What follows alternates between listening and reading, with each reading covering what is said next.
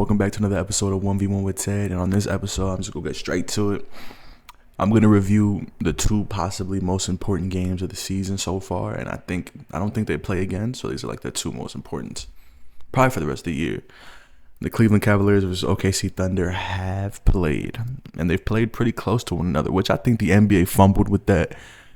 I came in knowing these two were going to be two of the best teams in the league. I didn't know that they were going to be this dominant, but I knew they were going to be two of the best, and having them play twice before even halfway through the season is kind of dumb. But yeah, other than that, they split the games 1-1, and both games, the other team looked a lot better than, the winner looked a lot better than the loser in most of the games, and especially in this most recent one, OKC came in with no iHeart, no Chet, and they showed out. They did not have a good rebounding game by any means by a singular player. Their best rebounder was probably Jalen Williams, not the big, like the guard, like the forward. But yeah, Shai had 43 rebounds, 8 assists, and he just had probably one of his best games of the season against one of the best defensive teams in the league. J-Dub does what he does always, 19, 6, and 5. You can pretty much write that down, but his defense was very pivotal in this game. 5 steals and blocks is insane. Lou Dort going out there dropping 22 points with 6 threes. Fluke, but it's good to get it when you need it. Like, it's not going to happen often, but when it does happen, you're happy about it. Isaiah Joe had 4 threes. Just the role players doing their role, playing their job. Even Alex Caruso had a good scoring game, 3 steals, 10 points. They routed the CAVS that whole game. And the only person that really showed up to play for the Cavs was Darius Garland. He had 20 points and 9 assists on 70% from the field, but that's only in 24 minutes because this game was over when it started. In the first quarter, OKC came out 32-14. They won the first quarter 32-14. Then they won every quarter after that, except for the fourth, of course, because it's just role players and shit. Nobody really cared. But after like 2 quarters, I turned the game off, because the Cavs stopped playing their starters pretty early in the third, and OKC had this in their hands. And it's not disappointing. I expected better from the bigs of the Cavs because they have some of the best bigs in the league with Jared Allen and Evan Mobley. I expected a lot more from Evan Mobley, especially. He's one of my most improved player candidates this year. He's having such a great year for them. Been probably their most impactful player this year, especially on the defensive end. He's been awesome, but this game, he just did not have it. 5 points, 3 rebounds, a steal, and a block, 28% from the field, 2 turnovers, 33% true shooting in 18 minutes. He didn't even play in the third quarter. That's what I mean. Like, this game was not the best showing from probably the best team in the league so far at the Cavs, especially with their bigs. I just thought they'd have a lot better games without dealing with the OKC bigs. But it just shows, like, it gives a testament to how good both these teams are, that both of the games were really, even though the other game was closer than this, definitely, the Cavs had that one closed away pretty early.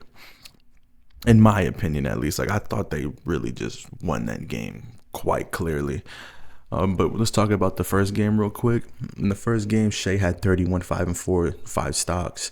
Same thing. Jay Will had 25, 5, and 9 assists. Isaiah Hartenstein played in this game, so he had himself a game of 18, 11, and 8.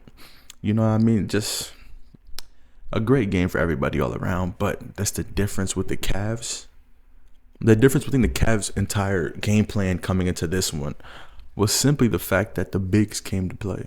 They focused in on guarding Donovan Mitchell, which they did a good job on. Donovan Mitchell had a terrible game in the first go-around.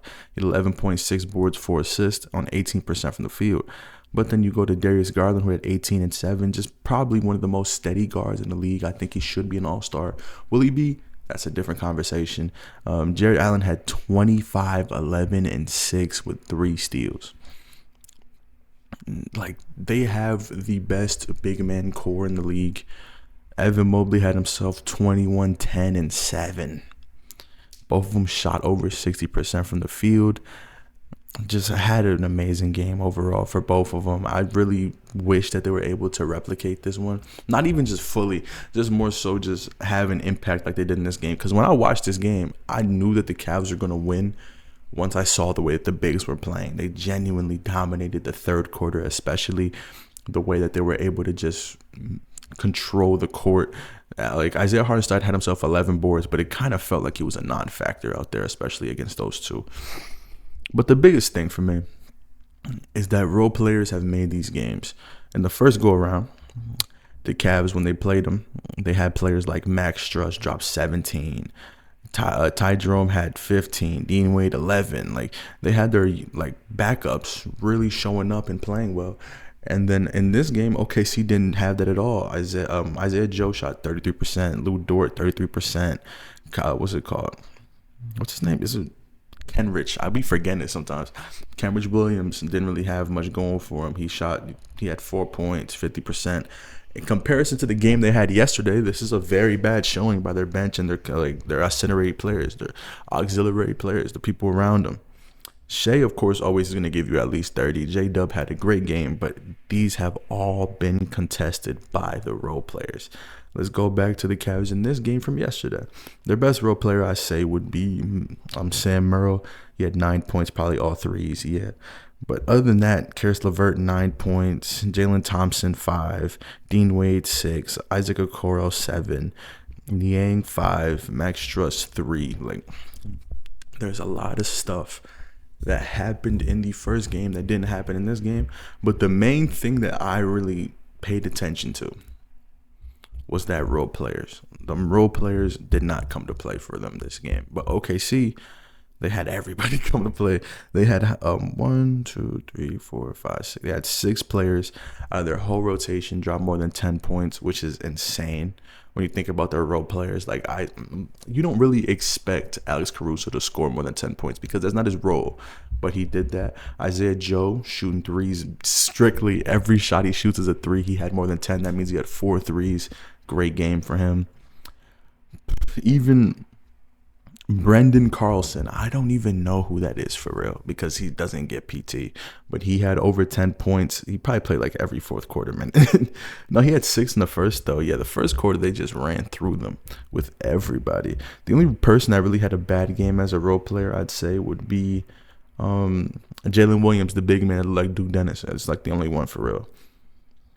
But yeah, when it comes to deciding who's the better team, it's not based on what we've seen so far, in my opinion, because we haven't seen either of these teams play to their best against each other.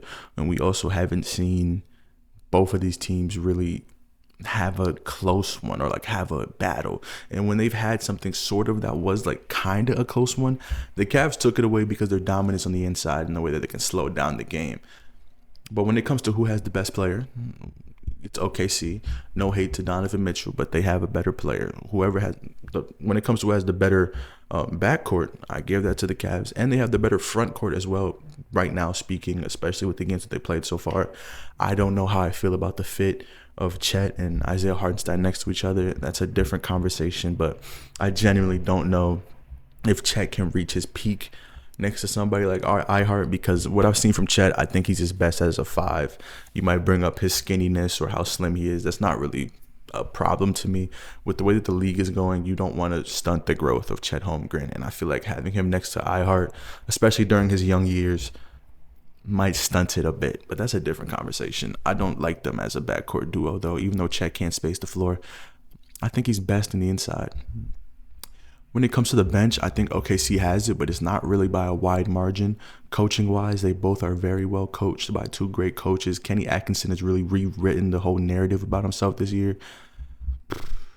And I can't really say enough about Mark Daigneault. He came straight into this spot after taking it from, I think it was Billy Donovan he did.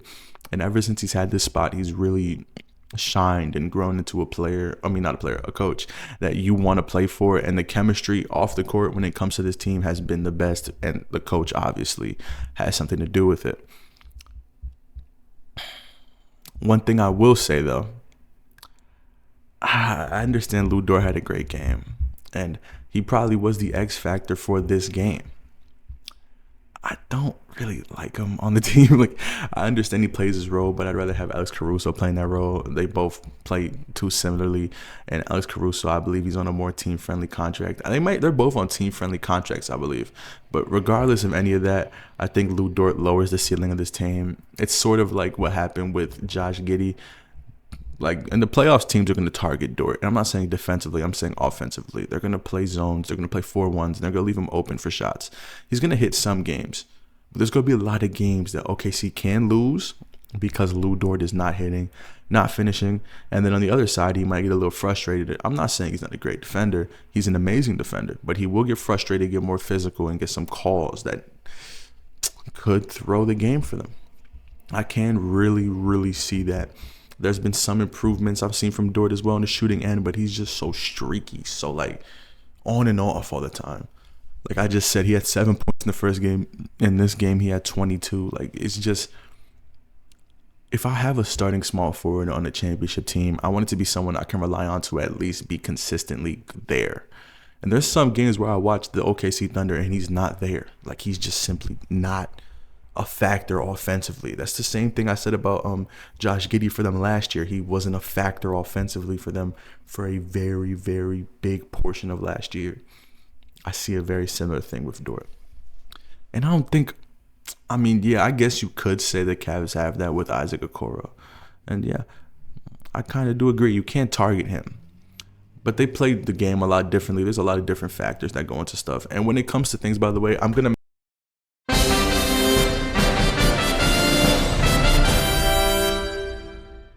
make a lot of predictions. Just remember, these are predictions. I really don't care. I'm not going to predict that a player's going to do bad. I'm not going to predict anything like that. That's idiotic. That's the whole thing about predictions. I don't care if I hit them. If they do hit, good for me. Like, you know what I mean? I said that the Grizzlies were going to be good. And I said that the motherfucking Cavs was going to be good. Those are the only predictions I need.